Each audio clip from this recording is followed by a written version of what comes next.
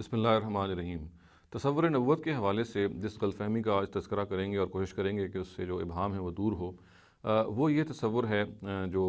بعض مفسرین کی آراء کے نتیجے میں ہم تک منتقل ہوا ہے کہ حضرت آدم نے نبی صلی اللہ علیہ وسلم کی شفاعت چاہی تھی، اور یہ شفاعت انہوں نے اس لیے چاہی تھی کہ ان سے جو غلطی سرزد ہوئی تھی، اور وہ جو ان کو اللہ تعالیٰ نے کہا تھا کہ وہ ایک خاص درخت کے قریب نہ جائیں، اس کا پھل نہ چکھیں، اور وہ چکھ بیٹھے تھے، اور اس کے بعد اس خطا کو ظاہر ہے ان کو محسوس ہوا کہ ان سے یہ خطا ہوئی ہے، تو انہوں نے اللہ تعالیٰ سے توبہ کی، اور یہ کہا جاتا ہے کہ اس توبہ کے لیے انہوں نے نبی صلی اللہ علیہ وسلم کا نام لیا، اور یہ نام ہے جس کو لیتے ہوئے، جس سے مدد مانگتے ہوئے انہوں نے اللہ تعالیٰ سے یہ درخواست کی کہ ان کی صدقے ان کی شفاعت سے مجھے معاف کر دیں۔ یہ وہ کانسیپٹ ہے جو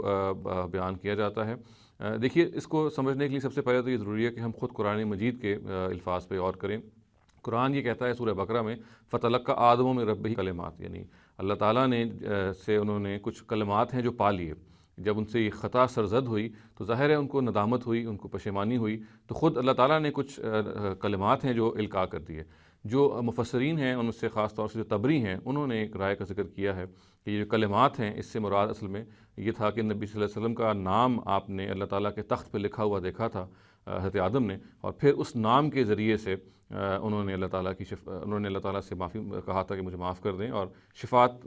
مانگی تھی حضرت نبی صلی اللہ علیہ وسلم کے نام سے۔ تو یہ کلمات کی تشریح میں سورہ بقرہ کا جو لفظ ہے کلمات، اس کی تشریح میں یہ بات تبری نے نقل کی ہے۔ تو خود قرآن مجید سے اس کی نفی ہو جاتی ہے۔ قرآن یہ کہتا ہے کہ اس طرح کی کوئی بات نہیں ہے۔ قرآن مجید میں یہ واقعہ بہت ساری جگہوں پہ بیان ہوا ہے۔ سورہ بقرہ ہی میں جہاں بیان ہوا ہے، اگرچہ اس میں اجمال ہے کہ اللہ تعالیٰ کی طرف سے کچھ کلمات تھے جو حضرت آدم نے پا لیے، مگر سورہ اعراف میں اس کی بالکل تشریح ہے، اور وہ بات کھل کے سامنے آ جاتی ہے، اور وہ کلمات کیا تھے وہ بھی بتا دیے گئے ہیں کہ قال ربنا ظلمنا انفسنا، یعنی وہ جو الفاظ تھے کہ وہ جو توبہ کی جو الفاظ القاء کیے گئے تھے سورہ اعراف میں، وہ الفاظ ہیں جو پورے کے پورے تفصیل سے آ گئے ہیں۔ تو ان دونوں مقامات کو جب ہم ملا کے پڑھتے ہیں تو کوئی گنجائش اس بات کی نہیں رہ جاتی کہ ہم یہ بات مانیں کہ حضرت آدم نے جب ان سے خطا ہوئی تو انہوں نے براہ راست معافی مانگنے کے بجائے حضرت نبی صلی اللہ علیہ وسلم کا جو نام ہے اس کے ذریعے سے شفاعت چاہی، اور یہ چاہا کہ وہ ان کی شفاعت کریں اور اللہ تعالیٰ کے حضور میں ان سے معافی کی درخواست کریں۔ تو یہ بات کسی طرح سے درست نہیں ہے۔ میں نے جیسے کہ عرض کیا، قرآن مجید میں یہ واقعہ تفصیل سے بیان ہوا ہے، بہت سارے مقامات پہ بیان ہوا ہے، اور قرآن صراحتاً یہ کہتا ہے کہ جب ان سے خطا ہوئی تو وہ خطا ہونے کے بعد جب وہ نادم اور پشیمان ہوئے تو ندامت اور پشیمانی کے بارے میں کے عالم میں خود اللہ تعالیٰ نے وہ کلمات ان کے دل میں الہام کر دیے، وہ توبہ کے کلمات ان کے دل میں الہام کر دیے، اور پھر وہ کلمات خود سورہ اعراف میں موجود ہیں۔ وہ توبہ کے جو کلمات ہیں وہ موجود ہیں ایک دعا کی شکل میں، جس میں حضرت آدم نے یہ کہا کہ، اور حضرت آدم اور حوا دونوں کی طرف سے وہ دعا ہے کہ اللہ تعالیٰ ہم نے